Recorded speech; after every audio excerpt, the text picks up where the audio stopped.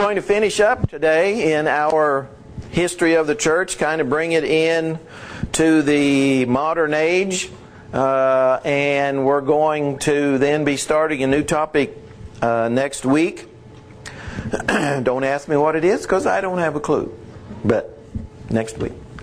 But to kind of wrap things up, remember we've talked about how when the church was established, even in the first century, that Paul told the elders there in Ephesus in Acts chapter 20 that there would be departures that would soon start to take place. And so there were departures from the very beginning almost. I mean, the church was in existence maybe 30 years. And there were people in the church that started to leave the faith in different directions. And so we have followed that path through the centuries. We looked at the Dark Ages, and then we went to the Protestant Reformation with the Martin Luthers and the John Calvins and all of those, and all the various denominations, and we looked at them and who started them and when they started and why they were started. But then we came to a number of people in different religious groups that saw that all the religious division was wrong, because Jesus prayed in John 17, remember when they were in the upper room, that they would all Christians, all believers would be united based upon the word of the apostles, the inspired writers. So in other words, based upon what's in this. So Jesus prayed for it, therefore it is something that's possible. Well, a number of individuals in different countries and from different religious groups saw that their denominations had departed from the faith. And so many different ones, like I said, in different places, started to throw off man-made traditions and man-made teachings and go back to the Bible, to what they call the restoration of the ancient order. And many people were involved in this that we have talked about. We've talked about in America James O'Kelly. We talked about Barton Stone. We talked about Thomas and Alexander Campbell. We talked about from the Baptist background people like Elias Smith. And so we talked about a number of people, and really most of them hadn't even heard of others. So these were things happening back in the 1700s, early 1800s, that people were seeing, we've got to go back to the Bible. If we really want unity, we want to get rid of all the division in the world, we've got to go back solely to the Bible. And that's what they did. Now that was a long process. That not one night did they suddenly figure out all the things that they had been doing that wasn't based on the Bible. It was a process. And they saw there were problems with how the church was organized, problems with worship, problems with redemption and forgiveness, and so there were lots of different areas that they were trying to go back. And so eventually all of these different ones, like the O'Kellys and the Campbells and the Stones and the Smiths, they all realized finally that they were all pursuing the exact same thing. And so by probably 1820, they were pretty much united in what they were doing. But like I said, it took a long time. And we'll talk more about this in a minute, but by 1850,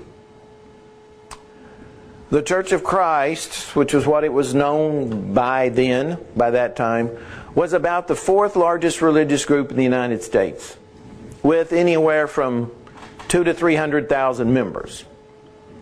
And when you think about the growth, I mean, it really didn't start coming together at about 1800. So within 50 years, that's how much it had grown by. So it was really quite amazing what had happened. And like I said, these people came from all kinds of different backgrounds. Presbyterian, O'Kelly was a Methodist, and the Campbells were Presbyterians, Elias Smith was Baptist. And so they came from all of these. We talked in the past couple of weeks about their journey. Remember the Barton Stone, and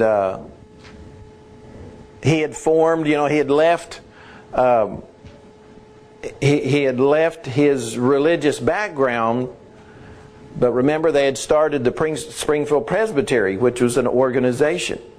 And not long after they started, they realized, we don't have any right to even have this organization. So he wrote the last will and testament of the Springfield Presbytery, which is one of the greatest documents written in Restoration history. It's amazing. Kind of the same thing happened with Thomas and Alexander Campbell. They did the same thing, and it was kind of from them that we got the slogan, we speak where the Bible speaks and we're silent when the Bible is silent. He wrote the Declaration and Address, which is another one of those marvelous documents from the Restoration period. And then we get to about Civil War time. The church was really united, very strong, and that's why we were seeing such growth until about the Civil War. So we're talking about, 1860 or so. And the Civil War greatly affected religion in the United States.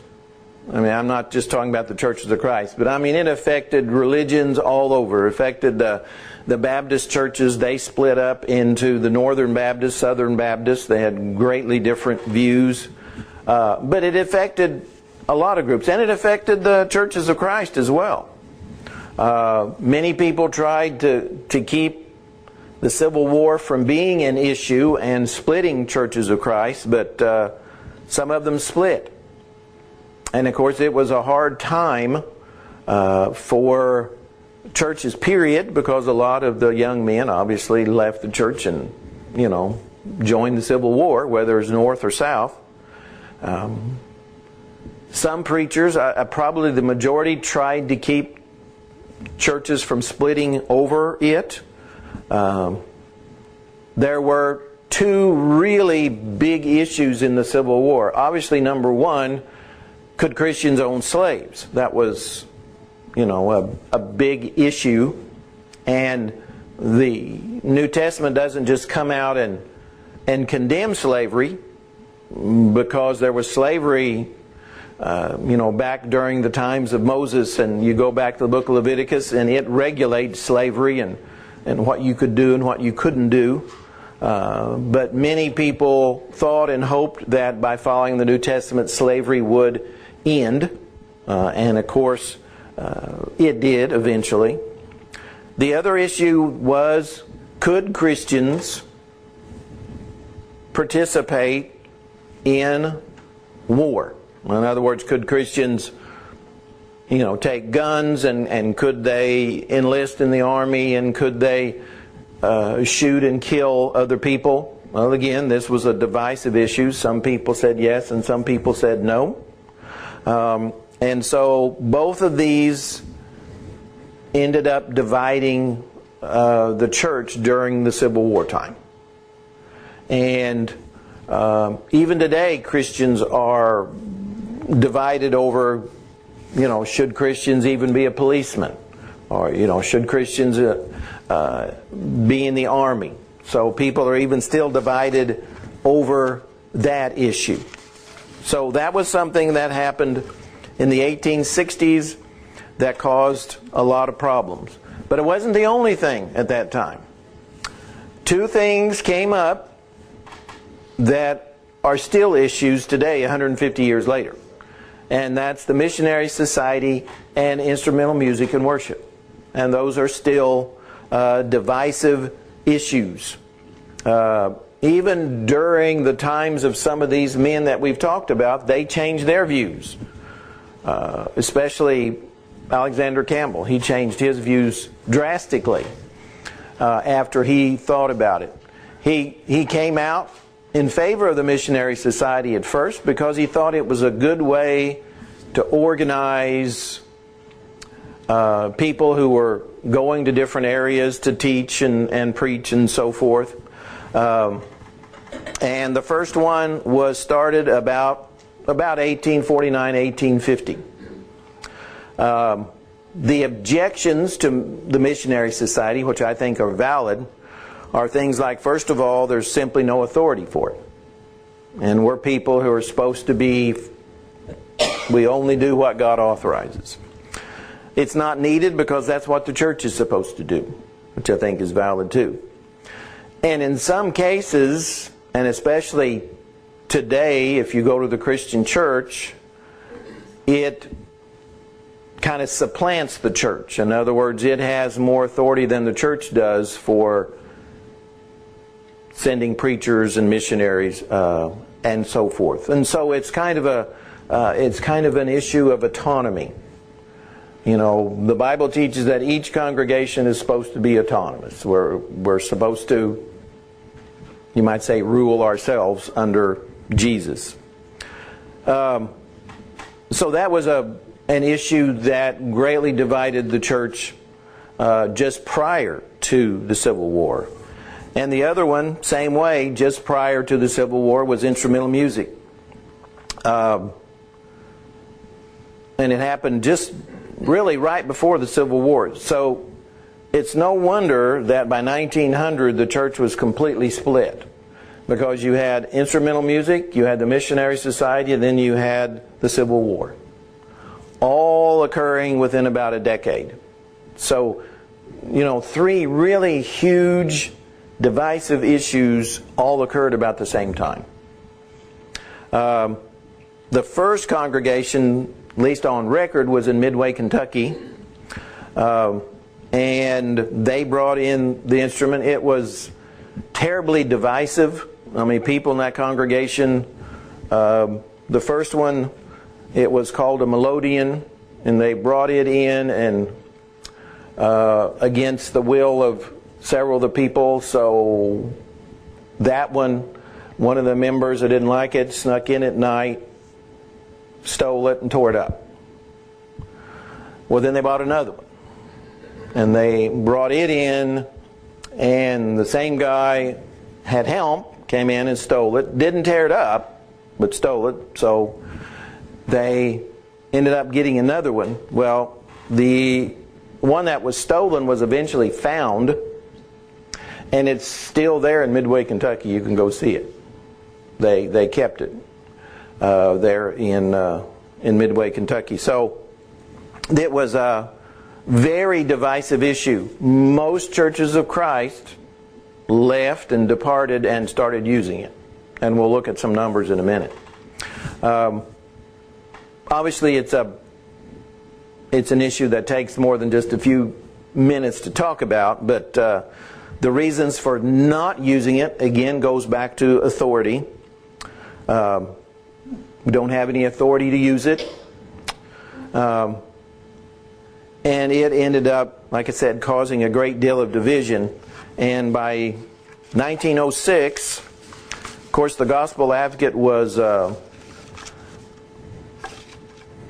big part of trying to keep the church out of the missionary societies and instrumental music.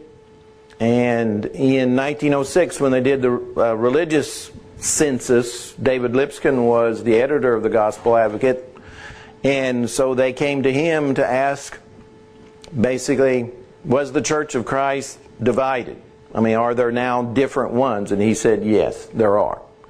And we do not believe and practice the same thing anymore. And so in that census, about 15%, a little less, were churches of Christ. And so about, 85% became either the Christian church or the Disciples of Christ. Of course, both of them still exist today. So you see that the vast majority started using mechanical instruments and music, and were part of missionary societies. And of course they still are today.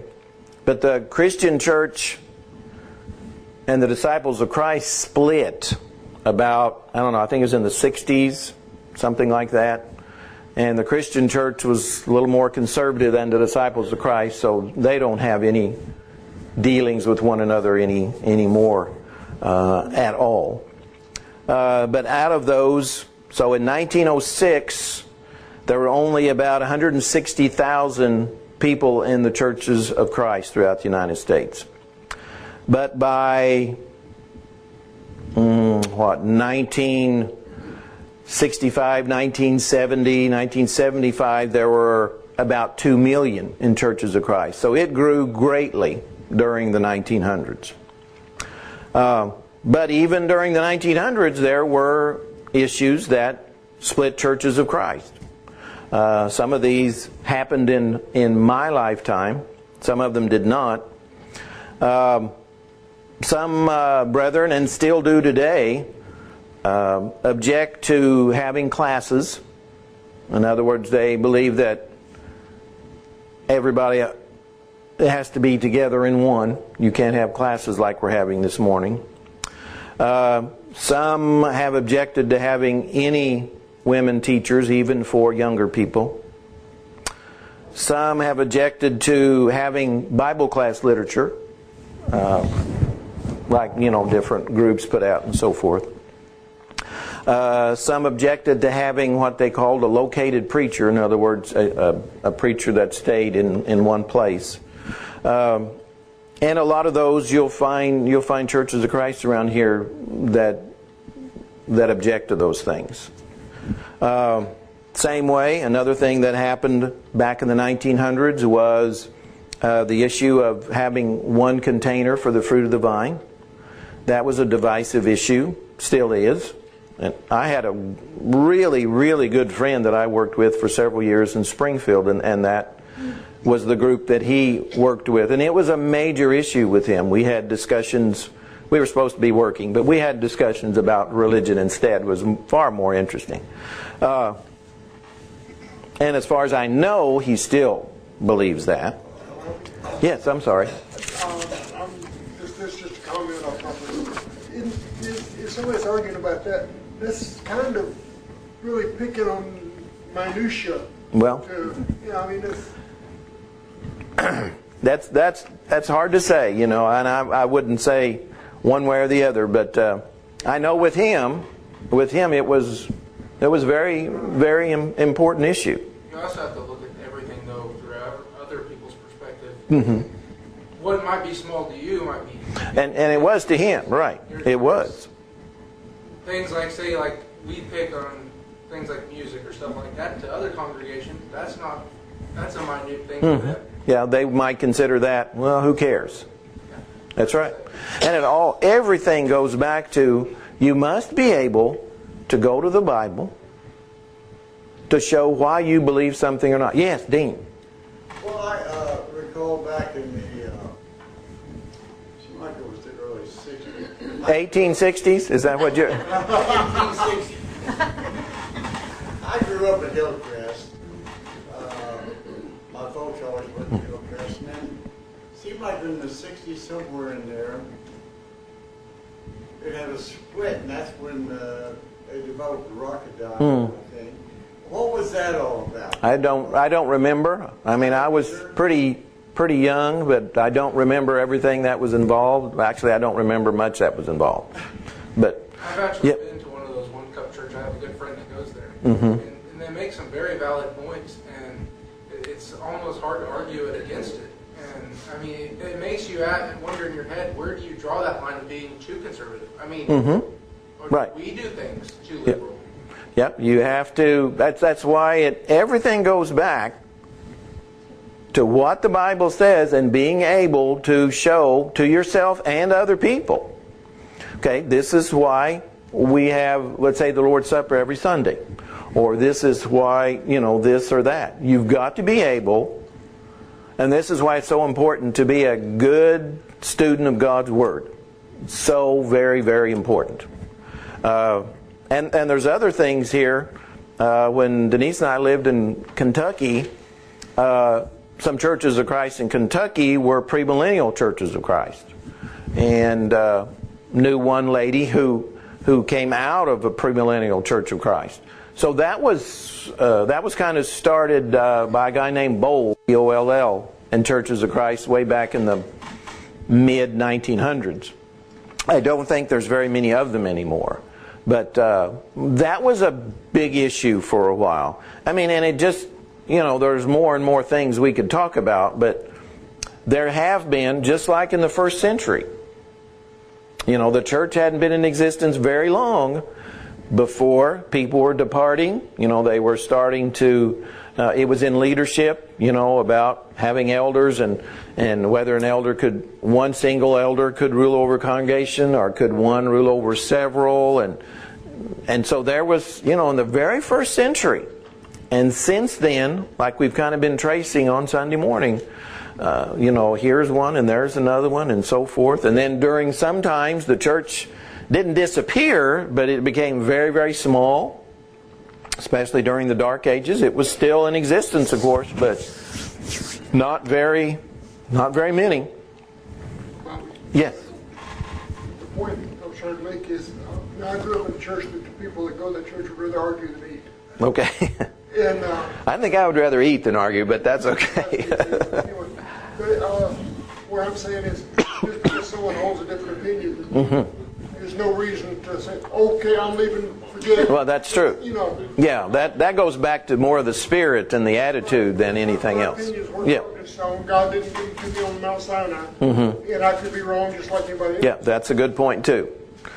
It has to be done, and you have to have the right spirit and right attitude in all of this. And in a lot of these, I think there was not maybe the right spirit. So